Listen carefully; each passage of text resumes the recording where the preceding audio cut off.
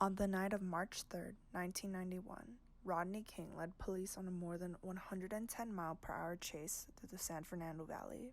A resident captured what happened next on tape. Several LAPD officers dealt more than 50 blows to King while he was handcuffed on the ground. When the officers were acquitted, on April 29, 1992, riots broke out across Los Angeles. Angry crowds gathered on street corners across LA. The intersection of Florence and Normandy in South LA became the flashpoint, but it was a scene eerily repeated in many parts of the city in the hours that followed.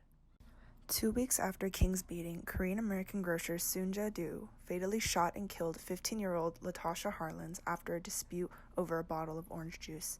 Do faced a possible 16-year sentence in state prison. A judge sentenced her to probation, saying she was in fear from earlier robberies.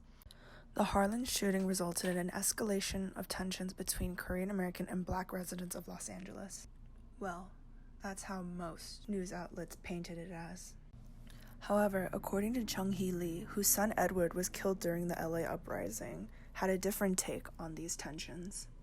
Here is her story.